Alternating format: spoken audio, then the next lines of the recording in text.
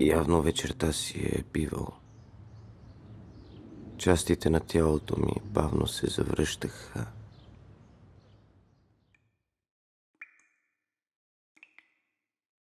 Тялото, което следва лутанията на желанията и плаща сметката за тях, докато душата се опитва да намери пътя си.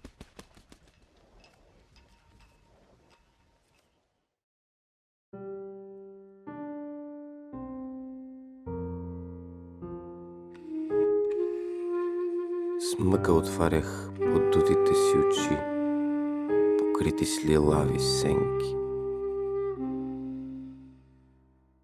Губех форма и нямах сили за друго, освен да се оставя на времето. Или да отида в банята, където броях новите белези по лицето си.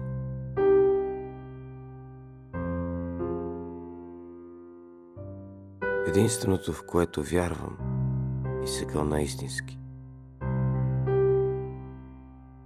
е кръвта, която плюе сутрин. Тази прокълната червена пяна, това намигащо чудовище. Сякаш виждах душата си като на длан. Беше време за кафе, но в шкафовете не открих нищо.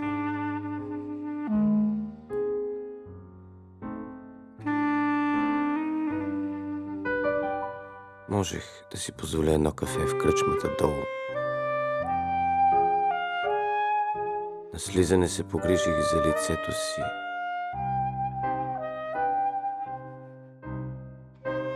Само едно кафе.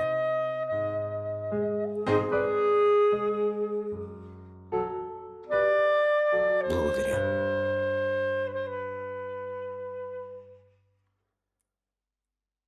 Попитах зъбите си.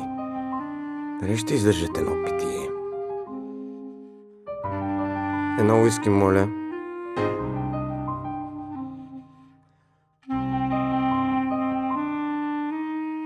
Следващото може да ти дойде в повече. Както дойде.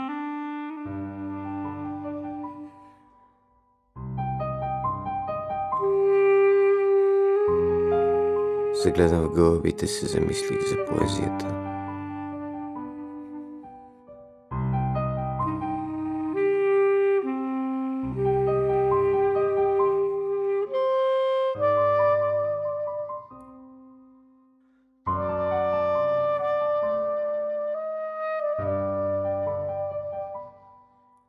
Днес очаквах да ми платят за един разказ. Поне 20 ритника. Бях обут подходящо, за да ги раздам.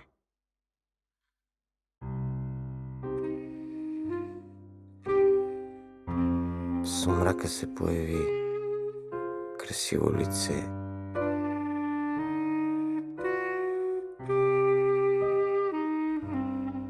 Срещу още един шамар поръчах едно малко, а питието на момичето ме свали на пода.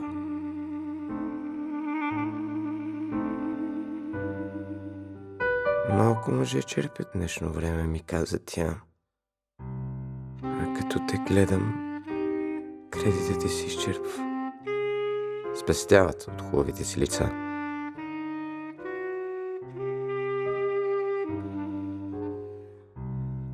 Разказа ми за себе си. Предложих да се разходим.